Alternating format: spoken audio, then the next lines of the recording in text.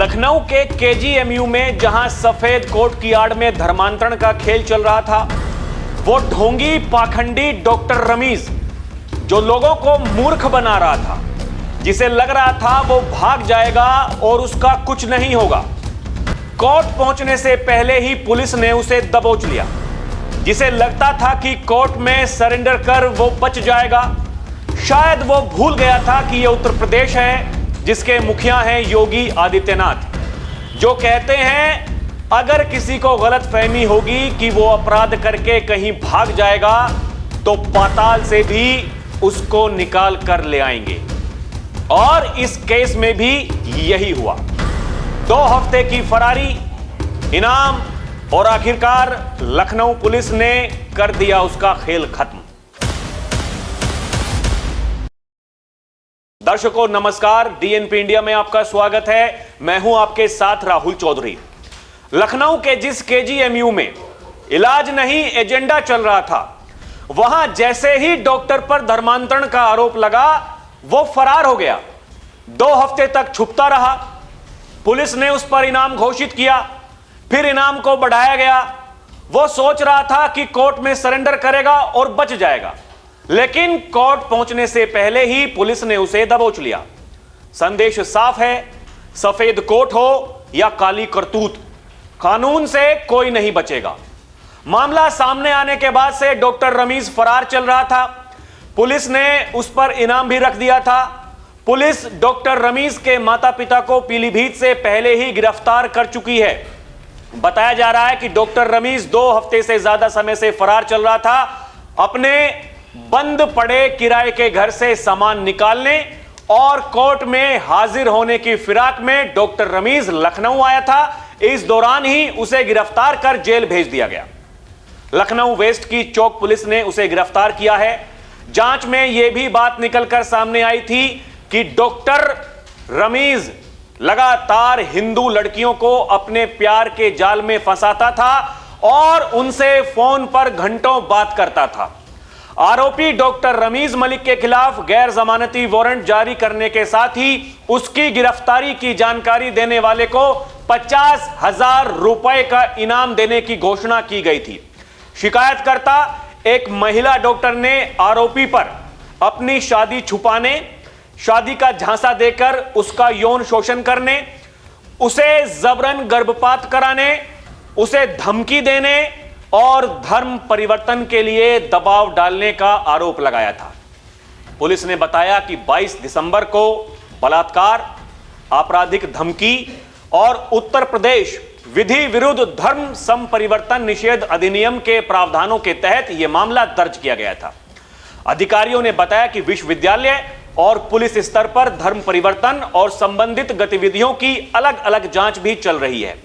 Police उपायुक्त DCP Vishwajeet Srivastava ने कहा कि आरोपी के माता पिता को 5 जनवरी को कथित धर्म परिवर्तन मामले के सिलसिले में गिरफ्तार कर लिया गया था, जबकि उसकी संपत्तियों को जब्त करने के नोटिस लखनऊ में उसके घर और उत्तर प्रदेश और उत्तराखंड में उसके परिवार से जुड़े स्थानों पर चिपकाए गए थे।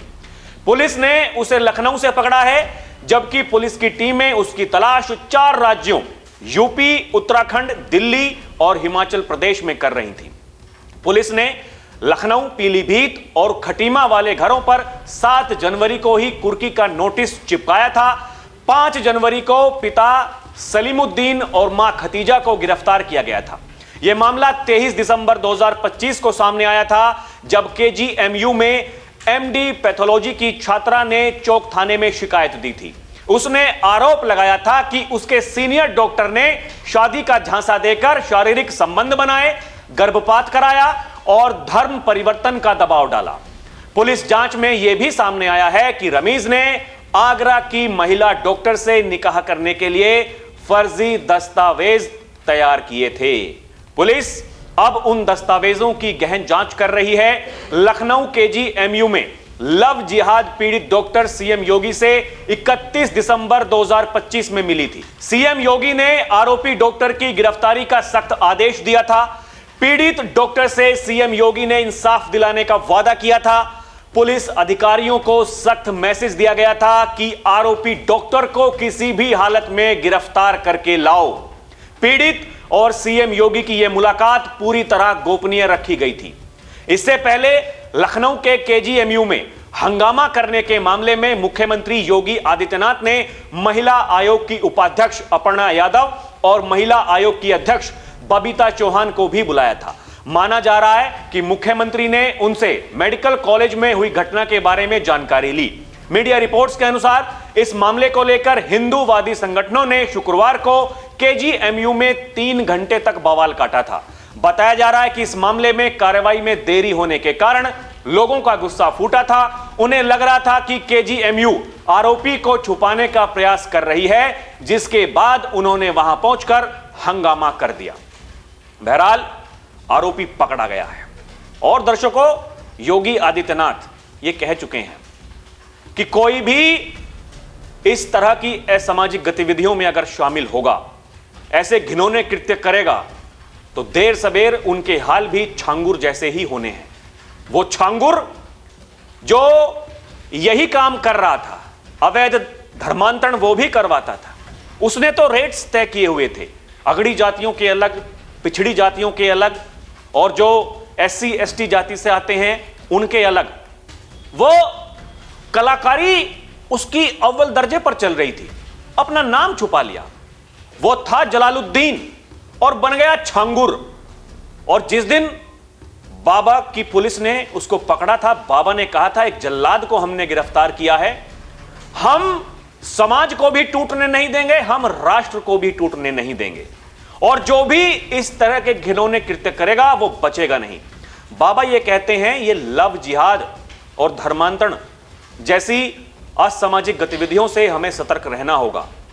अगर कहीं कोई भूल से भी इस प्रकार की गतिविधियों में लिप्त है तो पहले उसे समझाओ, उसे बताओ ये गलत है, और नहीं आपकी बात मानता है तो जाकर के प्रशासन को बता दो। उनको ठोकने का काम प्रशासन खुद कर लेगा। उनका इलाज कैसे करना है यह प्रशासन बखूबी जानता है, लेकिन सबसे पहले जागरूक होना पड़ेगा। आपको जागरूक होना ही पड़ेगा। आपको यह समझना पड़ेगा कि आप क्या कर रहे हैं, और यह संदेश सभी के लिए है। प्रशासन अपने स्तर पर कार्रवाई कर रहा है, काम कर रहा है, लेकिन आपको जागरूक होना पड़ेगा। आपको यह समझना पड़ेगा, आपको यह पहचानना पड़ेगा कि आपके आसपास कौन लोग रहते हैं, वो क्या काम करते हैं, उनका एजेंडा क्या है, वो किस मुहिम के साथ में काम कर रहे हैं, यह तो आपको ही समझना पड़ेगा। और फिर से दर्शकों, जो योगी आदित्यनाथ कहते हैं, मैं वो कह रहा हूं कि जागरूक बनिए। आपके आसपास जो कुछ भी हो रहा है, आंख अपने कान खुले रखिए, ये देखिए कि वहां कौन लोग हैं, वो चाहते क्या हैं, इस देश के साथ में क्या करना चाहते हैं, यह आपको ही करना होगा। उत्तर प्रदेश में अगर कोई ऐसा मामला सामने आता है तो फिर वो बचेगा तो नहीं। योगी ये कहते हैं उनको छोड़ूंगा तो नहीं, और ये स्पष्ट हो गया, चाहे वो छांगुर हो या फिर इस तरह के डॉक्टर। ये डॉक्टरों की फौज दर्शकों, ये पढ़े लिखे डॉक्टरों की फौज है। ये जाकर के फट जाते हैं, फराटेदार अंग्रेजी बोलते हैं और फिर जाकर के फट जाते हैं। कोई इस तरह के कृत्य करता है, किसी को फंसाता है, फिर धर्मांतरण करवाता है। ये सब क्या हो रहा है? अभी तक तो हमने ये सुना था कि लोग बहक जाते हैं, जो पढ़े लिखे नहीं होते हैं वो ये काम करते हैं। ये तो पढ़े लिखे डॉक्टरों की फौज है, ये भी वही काम कर रही है। तो इस एजेंडे को समझना पड़ेगा। जो लोग आपको मूर्ख बना रहे हैं, मूर्ख बनने की आवश्यकता है नहीं, समझदार बनने की आवश्यकता है। दर्शकों, आपको क्या लगता है हमें कमेंट करके जरूर बताइएगा। अभी के लिए इतना ही। आप देखते रहें डीएनपी इंडिया, हर खबर भरोसे के साथ। नमस्कार, जय हिंद।